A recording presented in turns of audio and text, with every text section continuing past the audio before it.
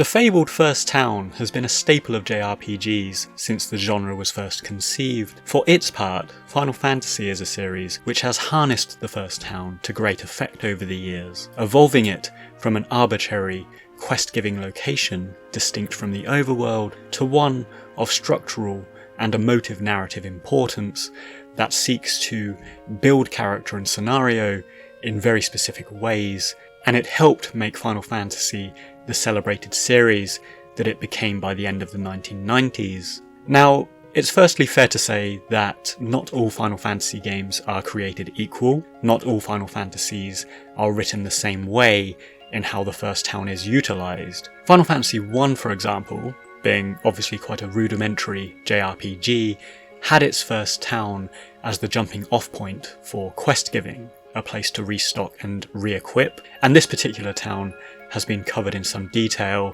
in a great video by Gnosis, which I'd recommend. But even beyond 1987's original Final Fantasy, we have titles like Final Fantasy VI and Final Fantasy XII, where the first town is likewise used to jump into the first arc of a quest, rather than embellish any sort of narrative or character building. Looking to other Final Fantasy titles, and most specifically Final Fantasy VII through to Final Fantasy X, which comprises an era that many consider to be the high point of the series, we see the first town written and used in a slightly different way. For these titles, we were thrust immediately into the action, the midst of a quest line, with the reactor bombing of Final Fantasy VII, the kidnap of Garnet in Final Fantasy IX, and so on. And in many of these cases, it was escalation upon escalation in the first hour or two of the game, which didn't let up until, importantly, we reached the first town. And indeed, while Midgar is a somewhat explorable area in the opening few hours of Final Fantasy VII, it's also a very bleak, relentless escapade that is persistent and escalating drama, whether it's bombing the Shinra reactor, escaping from the Turks and so on, all the way up until the point we escape from the city. And I've always felt that Midgar felt more like a very prolonged dungeon rather than a town in Final Fantasy VII. So, in keeping with this game, the first real reprieve that we get in Final Fantasy VII comes when we escape to the world map, and the payoff from our very fraught motorcycle chase out of the city, the multiple boss fight, and the numerous hours spent toiling through this first segment of the game was firstly this opening to a world that showed the true scale of Final Fantasy VII as a game, and this was very impressive back in 1997 and can't be understated. But also it was a moment to relax and reflect in this first new environment that we get to visit. There are no enemies or boss fights in the village of Kalm. There is no pressing quest lines or action, but rather it's a moment where we stop to develop our hero of Cloud Strife through his flashback sequence, and it opens up a new and important thread of story as to what's going on with him and developing our central characters.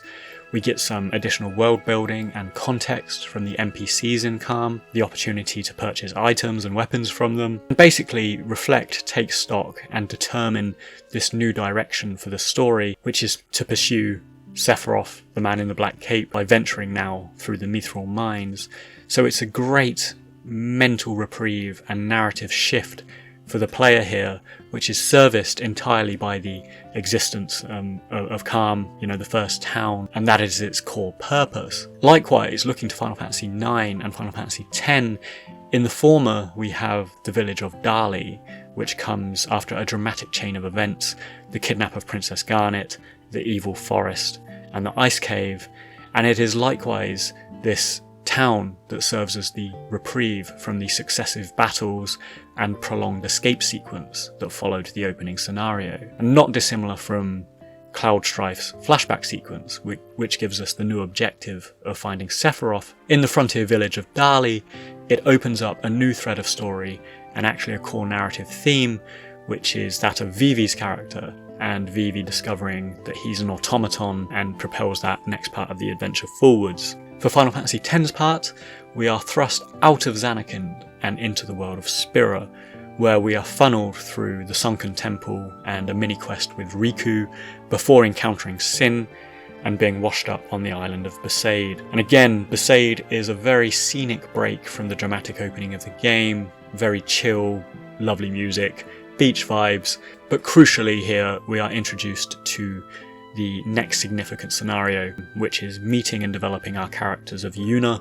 and her guardians, Waka and Lulu. And from here we agree to venture alongside them as Tidus until we get to the city of Luca. And so it is this tradition of fantasy and epics that adds pace and texture to a story. And it's reflected elsewhere in literature and media and indeed myth. If we look to Lord of the Rings as a classic example upon which many fantasy media, including Final Fantasy, was heavily influenced, we have the village of Bree in that novel, and it serves as a short break in the action where the hobbits are introduced to Aragon and takes that story into a new direction, looking back even further into the Greek myth of Odysseus and his years trying to sail home through treacherous waters. These were periodically broken up by the arrivals at Calypso's Island, the Lotus Eaters, the Cyclops Island, and so on, which were initially lovely reprieves from the action until they took a turn for the worse and the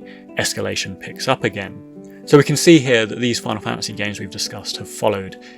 in this sort of convention that tends to work very well novelistically and in oral tradition. Now, Final Fantasy VIII, for its part, was quite a curiously written game for a number of reasons, and I've delved into these before, but among them is how it utilised the scenic first town scenario.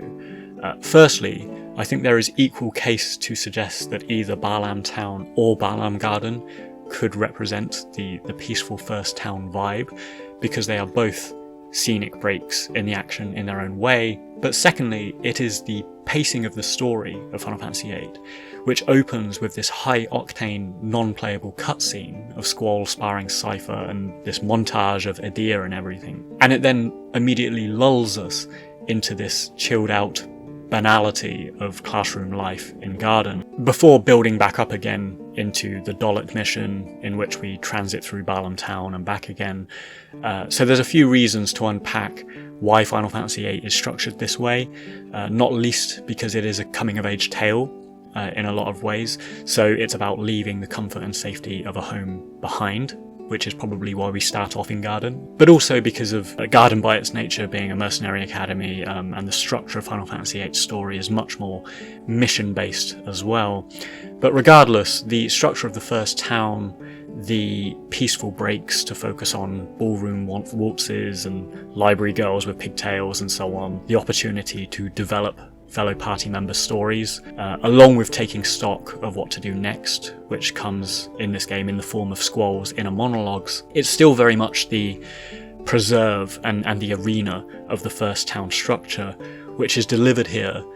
in just a slightly unconventional way. So the first town vibe of Final Fantasy games serves a significant purpose in the development of story and character. It helps prevent player fatigue from constant escalating action, constant stresses and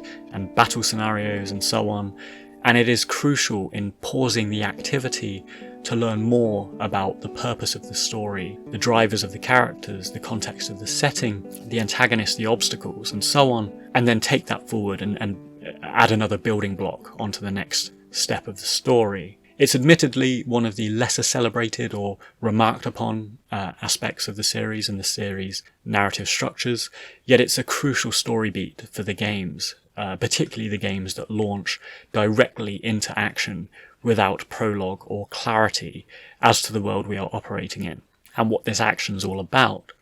And while it's hard to qualify the precise effectiveness or emotiveness of the first town break compared to other story structures that have opening prologues like Final Fantasy VI or Final Fantasy XII, for example, it is almost always a feature in Final Fantasy titles that are generally considered among the most popular, and ultimately I think should be